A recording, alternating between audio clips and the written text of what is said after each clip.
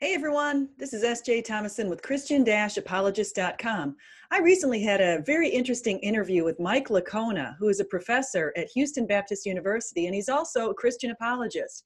And Mike is a historian, and he's looked into a number of different things that are out there, and he basically is going to share his opinion on the pagan myths. One of the things that many atheists argue is that the pagan myths are coinciding with Jesus' story. And so Mike refutes that in a very powerful way. Stay tuned. The nearly universal consensus of scholarship today would say that the early Christians did not borrow from these pagan myths. And they give a number of reasons why. So one is that it's implausible. I mean, you think of who these earliest Christians were. They were pious Jews who debated over minutiae of the Jewish law, such as, can Christians eat meat that had been sacrificed to idols? Can Jewish Christians even eat in the same room as Gentile Christians? Did Gentile male Christians need to be circumcised? Did Jewish Christians need to maintain the temple purification rites?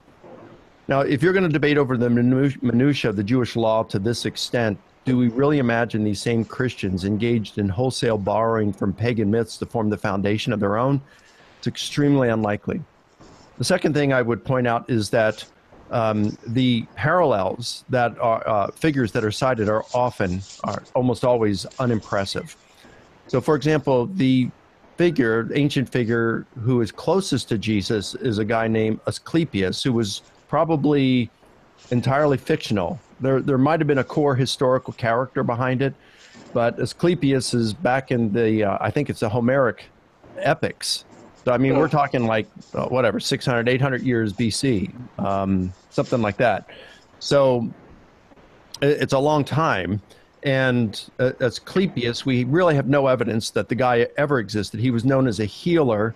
And I think on one occasion it says he raised someone from the dead, or a couple occasions he raised someone from the dead. But he was basically a healer. That's it. That's kind of cool, but that's as far as the parallel goes. The closest figure we have that postdates Jesus is a guy named Apollonius of Tyana, who lived in the 1st century, but the first report that we have of him that has survived comes from the life of Apollonius of Tyana, written by Philostratus in the early 3rd century. And what we have is a traveling itinerant teacher who did some miracles. And it said that, there's conflicting accounts that Philostratus says. Some said he died, some says he didn't. But there's one account in there that's given of a post-death appearance of Apollonius. And it says that a bunch of Apollonius's followers of Apollonius were together. It doesn't say how long this was after Apollonius's death, or whether these guys were his original followers. It could have been a century later, okay? We just don't know, but they're all in a room together. One is asleep, and he dreams that Apollonius appears to him. And that's the post-death appearance of Apollonius that is described. Now, that's not at all like we find, with Jesus in the Gospels, or as Paul would mention.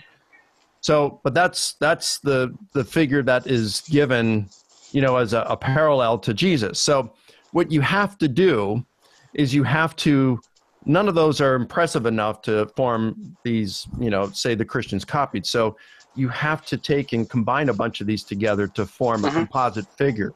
So you take Dionysus, who is Zeus's son, who is said to make wine and create wine, the miracle. And you have Thor, who had his life threatened at birth.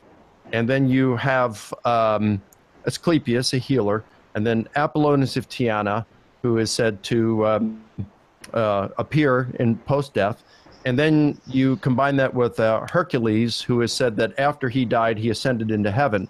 Of course, the story is he got sick. He was a Greek hero, and he got sick, and so he built a big fire, threw himself into it to commit suicide, and he was seen ascending on the horse Pegasus. That's not at all like Jesus' death and ascension, but let's get rid of the dissimilar details, focus only on the similar details from all of these figures spanning more than 1,000 years, and find a composite figure that looks like Jesus.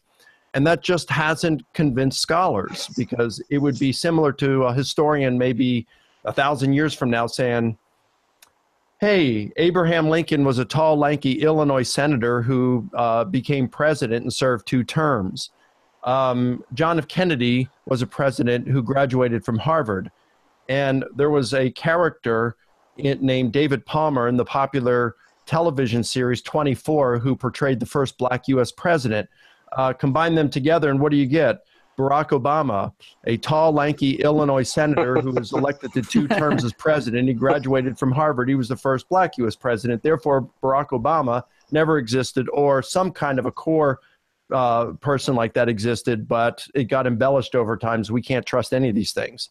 And you see, that's just ludicrous, but that's what these skeptics do in order to say that the Christians copied off of these pagan myths. And so, I mean, I could give you several other reasons, but those are just 2 of them that can give an idea of why a nearly universal consensus of scholarship has rejected the notion that the earliest Christians borrowed from pagan myths. We mainly hear it from non-scholars on the internet.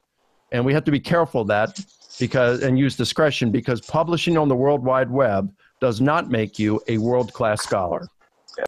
Amen. So thank you so much. I hope you enjoyed this today. I'm doing what I call wisdom nuggets, and I'm finding great quotes from Christians I've interviewed recently, and you'll be finding these on my channel. So I hope that you'll like and subscribe and share this with your friends. And I also, of course, hope that you'll come again. Thank you.